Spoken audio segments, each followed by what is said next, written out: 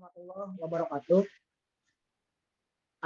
Sebelumnya, perkenalkan, kami dari kelompok halaman mesin akan mempresentasikan hasil dari analisa kami di beberapa hari lalu ya, teman-teman.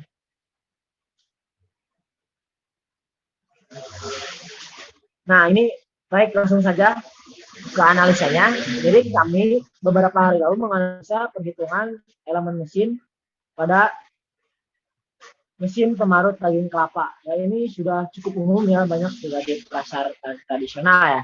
Nah, ini disusun Dani Leonardo, teman saya, Gilang Prayogo, dan kemudian saya sendiri, dan teman saya Nurul Absanto. Lanjut ke slide berikutnya.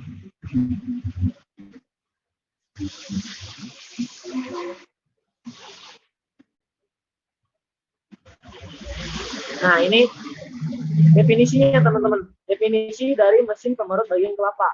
Nah, mesin ini mempermudah pekerjaan kita dalam memeras daging buah kelapa ya, untuk memperoleh santan dan lainnya. Mesin pemarut daging buah kelapa adalah salah satu mesin atau alat yang digunakan untuk menghancurkan daging buah kelapa menjadi butiran-butiran kecil hingga menjadi halus. Jadi kayak diperas-peras gitu ya teman-teman. Tujuannya dengan alat ini menjadi lebih mudah. Mesin pemarut kelapa yang sudah ada saat ini juga memiliki macam-macam bentuk ya. Ada dimensinya dan spesifikasi.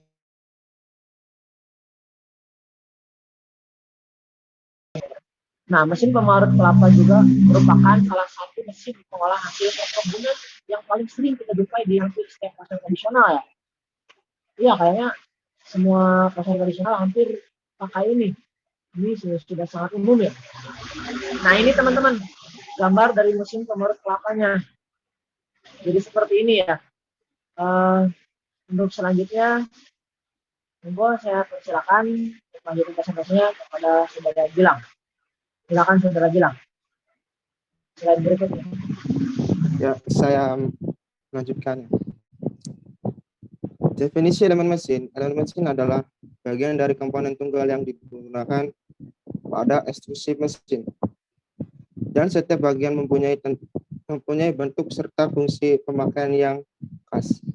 Pada pembahasan mengenai elemen mesin, digunakan pengertian mesin yang paling umum, sehingga semua bangun dengan fungsi kerja mekanik yang terdiri dari beberapa suku akan dianggap sebagai mesin. Dengan demikian, perhitungan elemen mesin bisa diterapkan pada suku-suku bangun tersebut. Ya, bisa saja.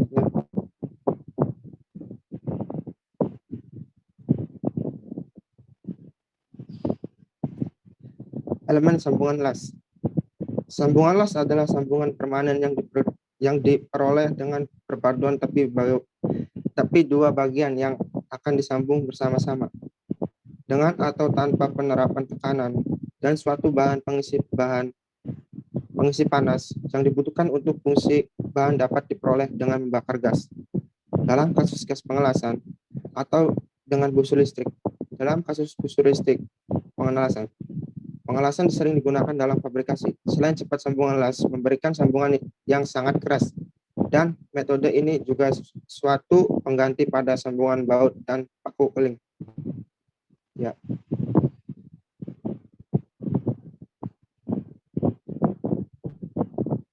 Ya, dilanjutkan Saudara Nurul Absanto.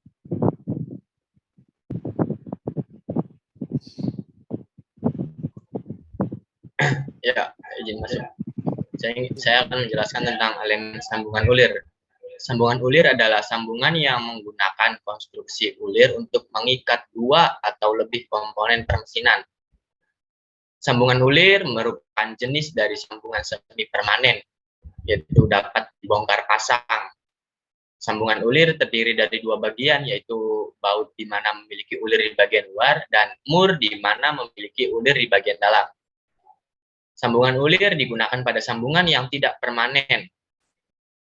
Dilihat dari konstruksi yang memiliki ulir atau yang bisa dapat dibongkar pasang, sambungan ulir memiliki fungsi teknis utama, yaitu digunakan pada bagian mesin yang memerlukan sambungan dan pelepasan tanpa merusak bagian mesin, dan untuk memegang dan penyesuaian dalam perakitan atau perawatan. Untuk istilah-istilah yang terdapat pada ulir bisa dilihat pada gambar di bawah ini.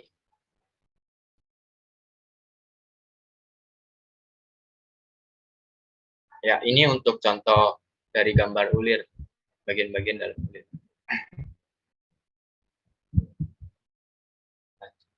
Untuk bagian-bagiannya, ya untuk bagian-bagiannya ada major diameter, ada minor diameter, ada pitch diameter, ada pitch, ada crest, ada depth of thread, ada flank, ada angle of thread, ada slope.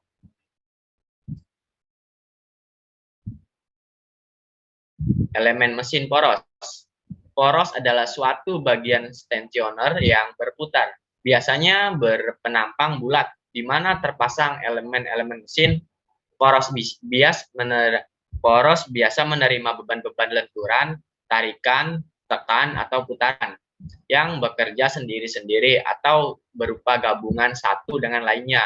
Jenis poros berdasarkan pembebanannya, ada poros transmisi, kemudian poros spindle, dan kemudian ada gandar.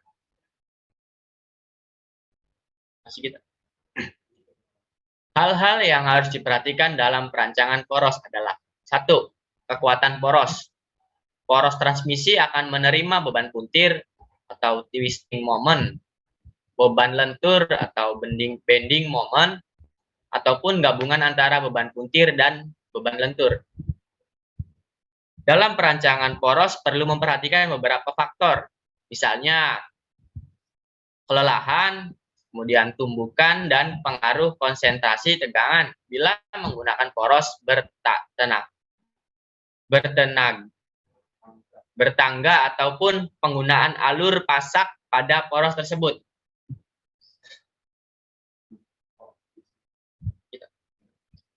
Yang kedua ada kekakuan poros.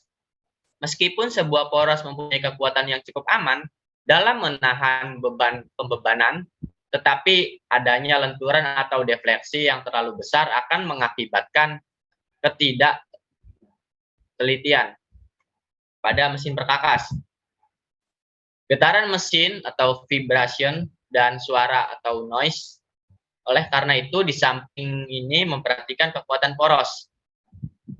Kekakuan poros juga harus diperhatikan dan disesuaikan dengan jenis mesin yang akan ditransmisikan dayanya dengan poros tersebut. Lanjut, yang ketiga, putaran kritis. Bila putaran mesin dinaikkan, maka akan menimbulkan getaran atau vibration. Pada mesin tersebut, batas antara putaran mesin yang mempunyai jumlah putaran normal dengan putaran mesin yang menimbulkan getaran yang tinggi disebut putaran kritis. Hal ini dapat terjadi pada turbin, motor bakar, motor listrik, dan lain-lain. Selain itu, timbulnya getaran yang tinggi dapat mengakibatkan kerusakan pada poros dan bagian-bagian lainnya. Jadi dalam perancangan poros, kita harus perlu mempertimbangkan putaran kerja dari poros tersebut agar lebih rendah dari putaran kritisnya.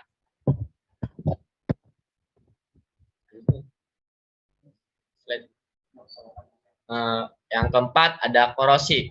Apabila terjadi kontak langsung antara poros dengan fluida korosif, maka dapat mengakibatkan korosi pada poros tersebut. Misalnya propeller sak pada pompa air.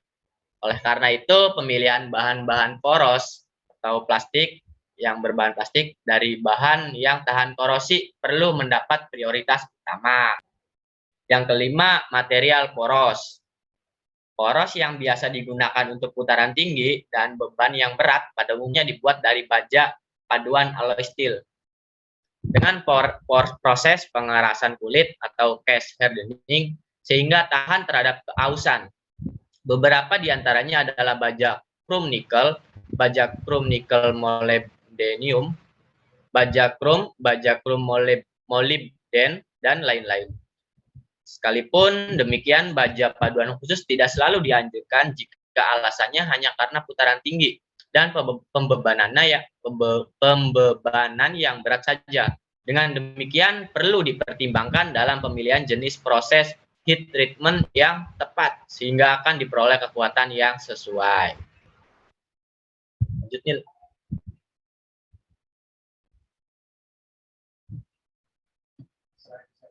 Saya serahkan kembali kepada moderator. Baik. Ya, itu dalam mengenai penjelasan dari Saudara Nurul Arkanto. Kita lanjut ke penjelasan berikutnya, yaitu Saudara Daniel. Untuk itu saya persilakan. Oke, terima kasih. Saya akan menjelaskan tentang elemen mesin bearing. Bearing merupakan elemen mesin yang dipakai untuk membatasi gerak relatif pada dua komponen atau lebih dalam mesin, sehingga bisa digerakkan pada arah yang diinginkan. Contoh penggunaan bearing adalah untuk menjaga poros mesin untuk tetap berputar pada sumbunya, dan komponen lain pada jalurnya. Fungsi bearing. Bearing memiliki beberapa fungsi sebagai berikut. Yang pertama, fungsi utama bearing adalah untuk mengurangi gesekan angular yang terjadi pada dua benda dengan gerakan relatif satu dengan yang lain. Misalnya gerak poros pada sumbu putar. Yang kedua itu sebagai tumpuan benda yang berputar.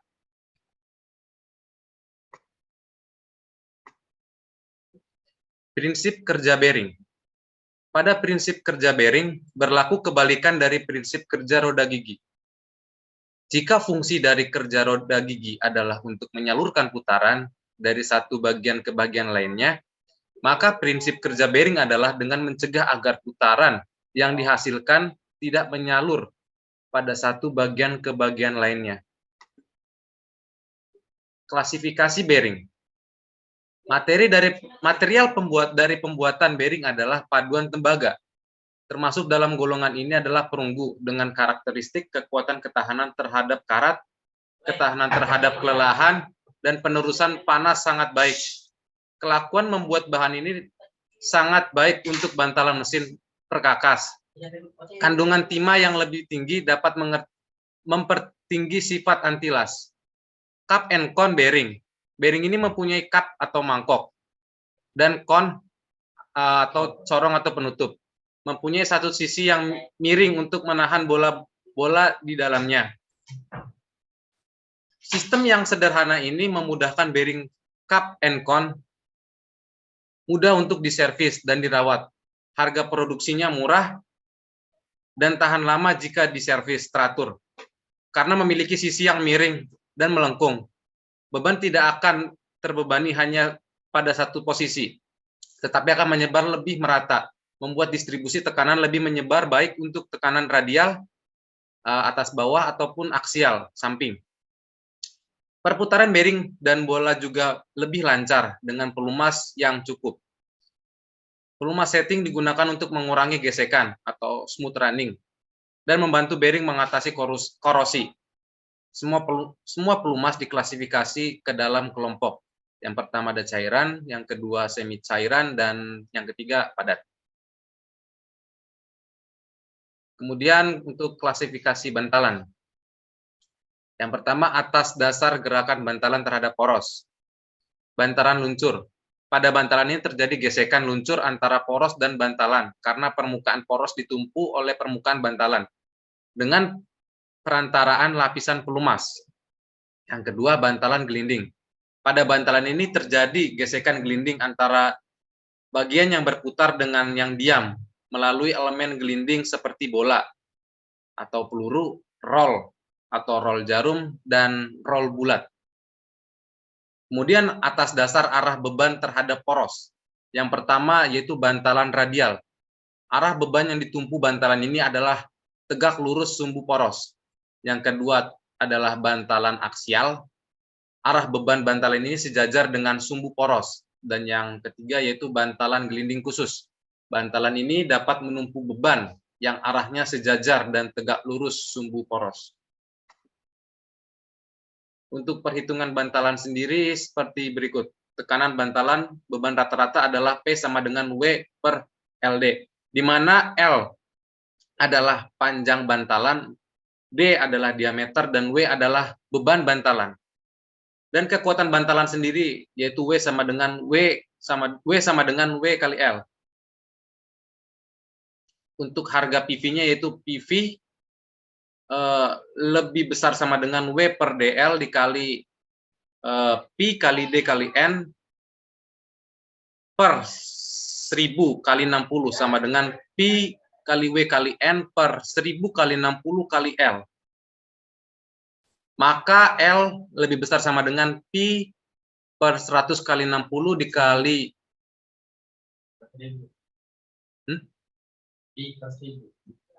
sorry, P per 1000 dikali 60 dikali W kali N per PV.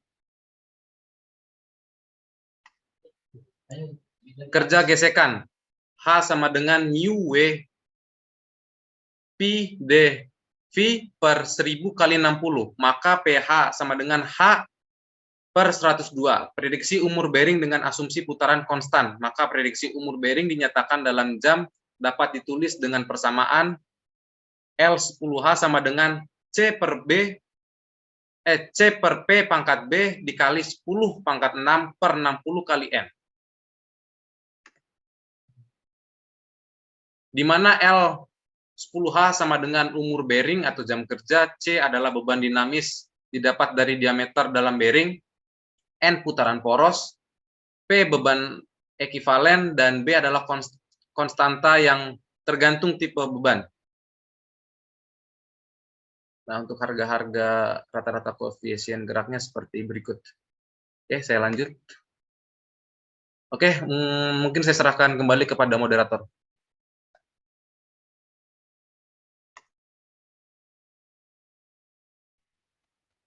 Baik, terima kasih Saudara Daniel. Itu adalah penjelasan dari Saudara Daniel ya. Terima kasih Daniel.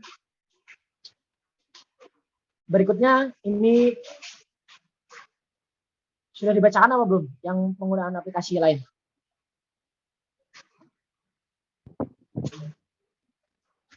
Belum. Silakan.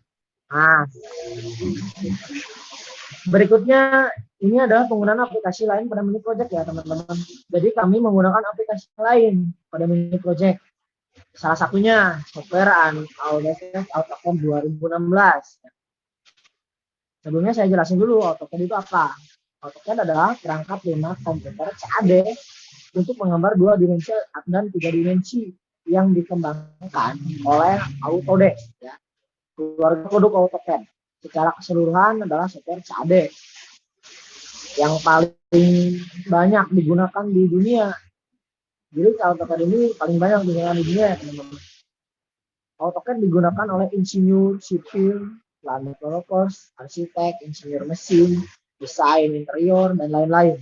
Format data hasil AutoCAD, DWG, dan yang lebih tidak populer, format data yang dipertukarkan atau interchange format DXF secara de facto menjadi standar data CAD.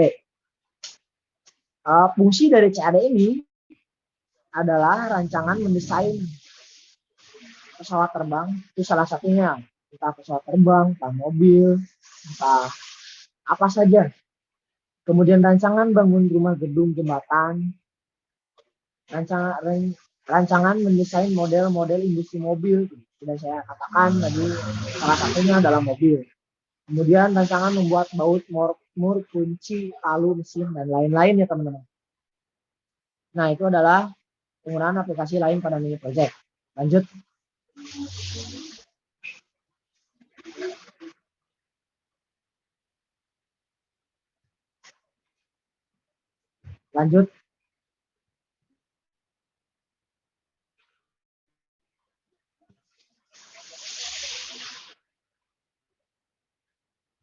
Nah, untuk penjelasan selanjutnya yang penjelasan mengenai diagram aliran untuk merencanakan sambungan las, saya kembalikan ke Daniel.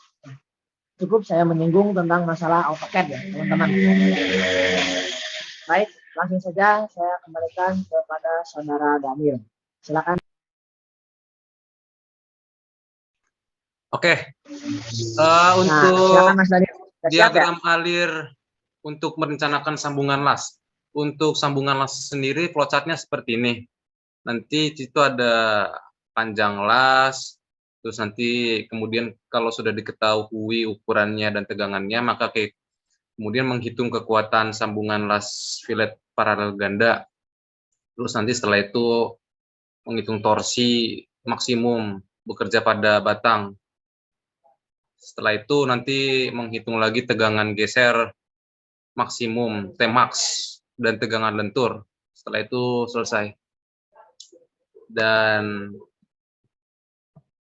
untuk flowchart yang selanjutnya seperti ini, yaitu diagram alir untuk merencanakan bantalan atau bearing.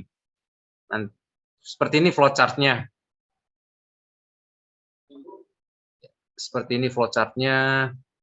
Nanti diketahui putaran poros, beban dinamis, beban ekivalen, terus nanti bahan bantalannya, tekanan permukaan yang diizinkan, terus bantalan, ada panjang bantalan, kemudian itu menghitung tekanan permukaan dan kecepatan keliling, terus harga PV-nya berapa, setelah itu kerja gesekan, terus daya yang diserap, dan umur bantalan. Selanjutnya, untuk flowchart selanjutnya itu diagram alir untuk merencanakan sambungan ulir. Seperti ini flowchartnya. Nanti diketahui tegangan, terus diameter inti baut dan diameter baut. Setelah itu menghitung beban baut. Menghitung beban baut dan selesai. Dan yang terakhir yaitu flowchart untuk diagram alir untuk merencanakan poros. Seperti ini untuk flowchartnya. Oh, berarti ini untuk merencanakan poros ya, Daniel? Ya, ini untuk perencanaan poros. Nanti ada momen pada tumpuan bearing, nanti ada jarak tengah bantalan ke ujung, terus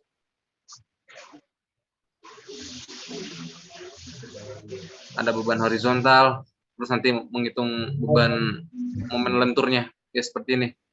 Baik, silakan lanjutkan, Daniel. Ya, untuk flowchart sih cuma ini doang, sudah sih. Selanjutnya ada perhitungan sambungan las. Silahkan, siapa? Baik. Nah, tadi sedikit penjelasan dari saudara Daniel, teman saya, mengenai flowchart ya, Daniel ya. Mengenai sambungan-sambungan, mengenai beban atau apapun. Nah, ini perhitungannya, teman-teman. Kalau tadi flowchart, sekarang perhitungan elemen sambungan las. Saya sedikit singgung atau jelaskan ya. Jadi, ini adalah perhitungan elemen sambungan las. Sebuah batang logam dengan lebar 800 mm dengan tebal 20 mm harus dilas ke batang lain dengan cara paralel ganda. Ya. Material yang digunakan yaitu item dan bisa ingat tegangan geser yang dibutuhkan pada pengelasan 420 mps. Panjang pengelasan yaitu 250 mm. Tentukan bahan maksimal yang dapat dibawa batang las fillet paralel ganda. Nah, jadi ini permasalahan yang pada saat pengelasan mesinnya, teman-teman. Langsung saja jawab. Yang ditanyakan tadi adalah beban maksimal. Beban maksimal. Langsung saja sama dengan lebar per tebal. Sama dengan 800 dibagi 20. Hasilnya 40. Kemudian lebarnya 250. Kemudian tegangannya diizinkannya adalah 420 MPa ya. Maka P atau beban maksimal sama dengan 2 kali 0,707 dikali S dikali L dikali T. Sama dengan 1,414 dikali S dikali L dikali T. Sehingga 1,414 dikali 40 dikali 250 dikali 420 sama dengan 5.938.800 Newton atau 5.938,800 kilonewton ya. Atau juga bisa dibulatkan 5.938,8 ya kilonewton. Baik, selanjutnya.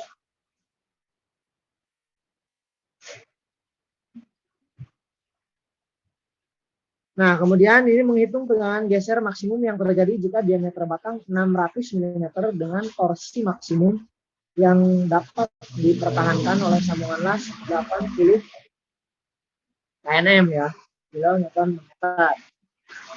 Langsung saja dijawab.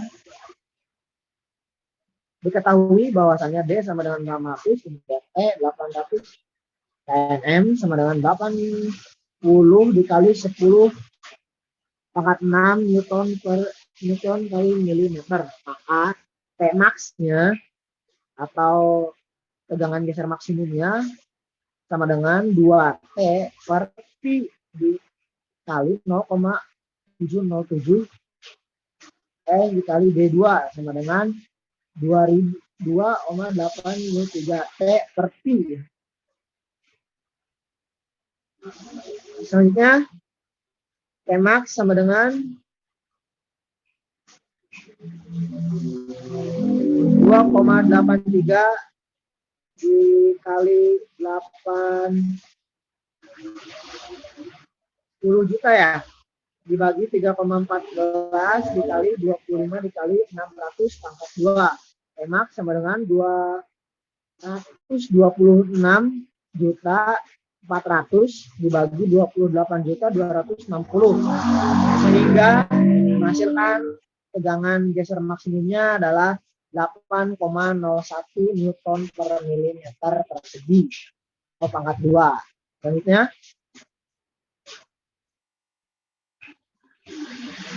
nah ini untuk perhitungan elemen poros ya teman-teman. Dari data spesifikasi yang direncanakan untuk satu mesin tipe Honda G150, panjang porosnya 18 cm, diameter porosnya 1,84 cm, kemudian bahan poros S30C 1 dengan kekuatan tarik 58 kg per milimeter segi atau 2. Kemudian putaran porosnya 750 rpm, kemudian gaya rencana pada palai sama dengan 0,2 kN kilonewton. Kemudian gaya rencana pada gear motor 0,5 kilonewton.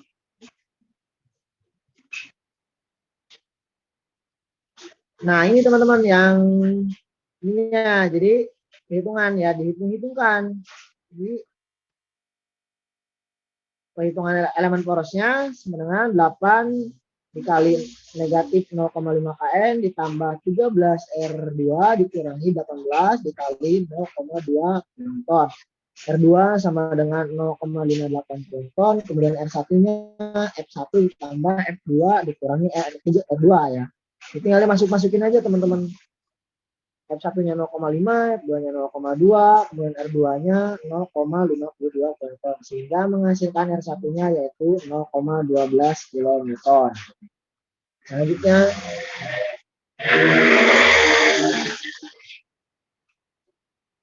lanjut. Nah, dari grafis gaya geser, momen dan defleksi didapat nilai momen maksimum ya. M1-nya 0, M2-nya 0,58 kali 8 sama dengan 4,64 kilonewton. Kemudian M3-nya sama dengan M2. Berapa? Ya, M3-nya sama dengan M2 ditambah 1,16 kali negatif 5 ya teman-teman. Jadi menghasilkan 1,16 kilonewton, M4 kilonewton. Kemudian tegangan geser yang diizinkan sesuai dengan persamaan efek tegangan geser yang diizinkan, kemudian efeknya sama dengan 0,30 SCT ya. Dari bahan S30C didapat nilai kekuatan tarik yaitu 58 kg per milimeter kuadrat. Pangkat 2, sehingga tegangan geser didapat sebesar 0,3 dikali 58 sama dengan 17,4 kg per milimeter persegi atau kuadrat. Bisa juga pangkat 2 ya teman-teman. Menurut Sularso, nilai torsi didapat dari persamaan T sama dengan 9,74 dikali 10 pangkat 5 dikali P per N. P sama dengan 3,5 HP akan 2,61 kW. Jadi T sama dengan 9,74 dikali 10 pangkat 5 dikali 2,611 per 750. Sehingga menghasilkan angka 1695,4 kg per milimeter atau 1,695 kg per area. Lanjut ya.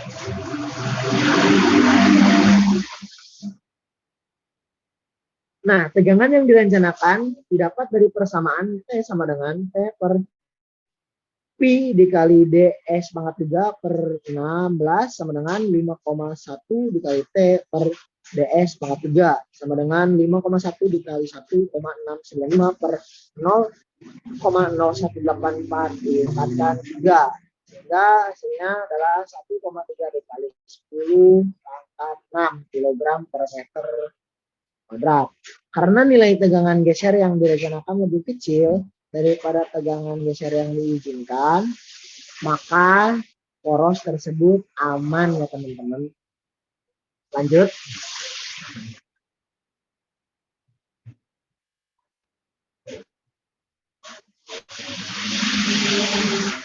Lanjut. Nah, ini untuk poros pemarut. Untuk poros pemarutnya ya teman-teman, beda dengan poros yang tadi.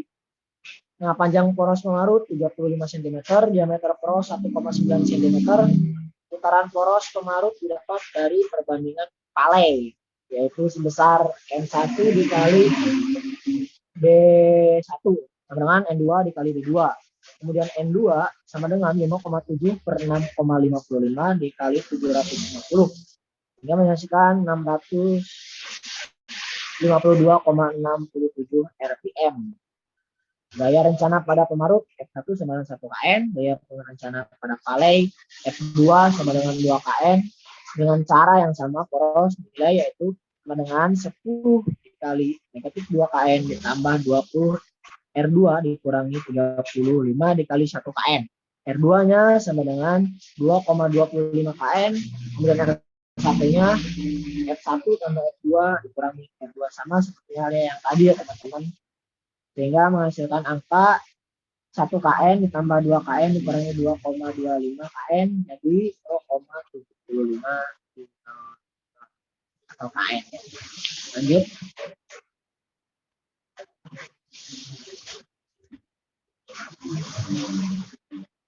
Lanjut.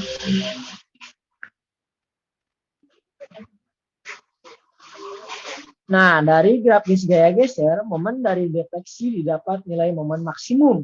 M1 sama dengan 0, M2 sama dengan 0,75 dikali 10 sama dengan 75 kN, M3 sama dengan M2 ditambah 1,25 dikali negatif 5 sama dengan 5 kN, M4-nya sama dengan 0. Tegangan geser yang diizinkan menurut Sinley dapat dicari dengan persamaan TP sama dengan tegangan geser yang diizinkan, kemudian TP sama dengan 0,30 dikali SCP. Nah, itu teman-teman.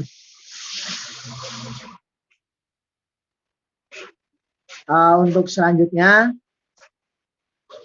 bisa dilanjutkan oleh saudara Adnan atau Daniel. Silakan.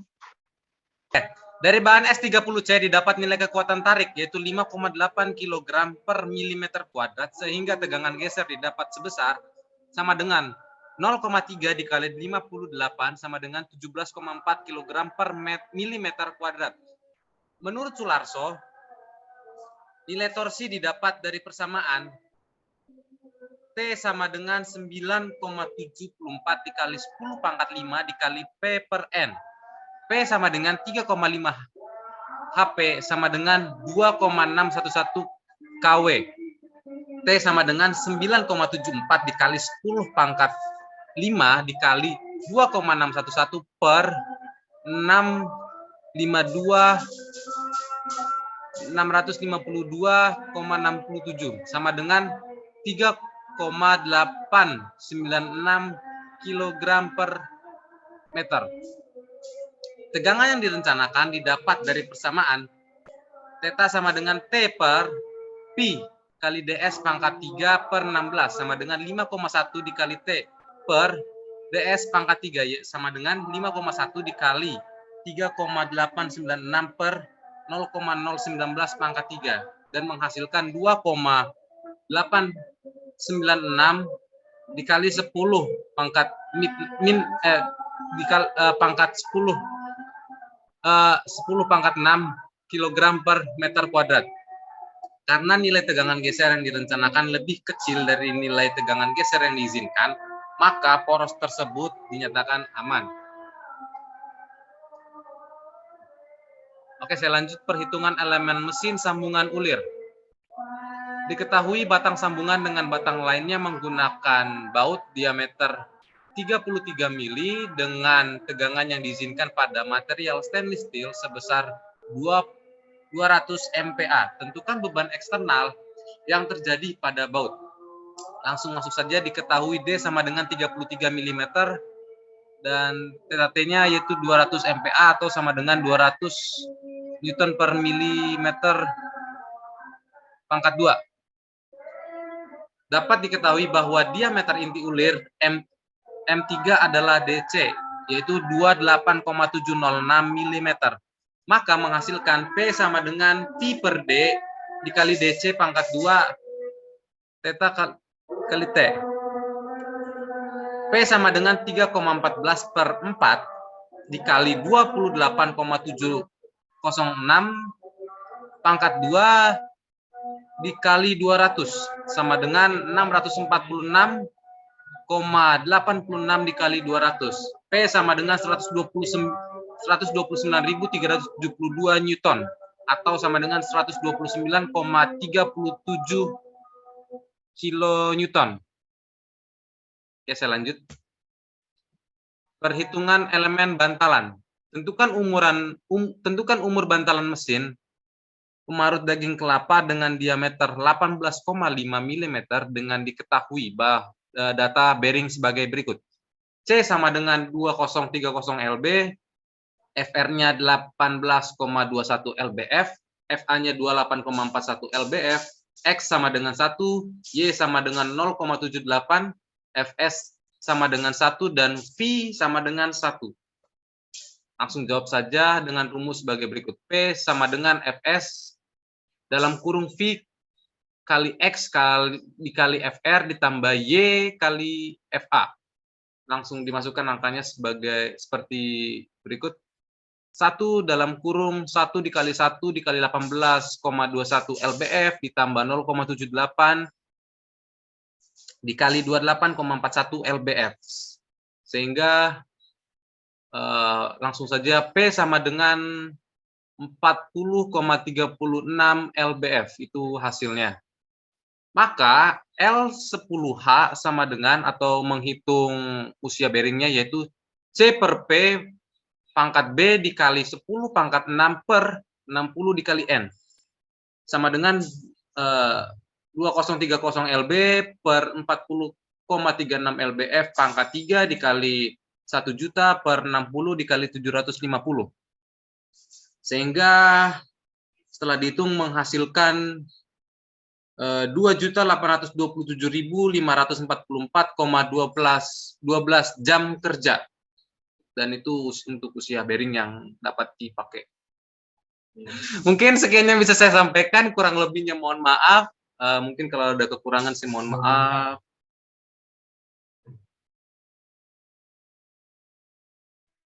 Saya kembalikan kembali ke moderator. Batang piston itu. Nah, baik. Terima kasih teman-teman atas waktunya. Mungkin dapat dicukupkan saja ya. Sekian presentasi dari kami, kurang lebihnya mohon maaf. Kalaupun ada yang kurang lebihnya mohon maaf ya. Kalau ada yang mau ditanyakan silakan chat ke saya atau ke teman-teman yang lain. Baik, terima kasih. Wabillahi taufiq wal hidayah. Assalamualaikum warahmatullahi wabarakatuh. Kami pamit undur diri.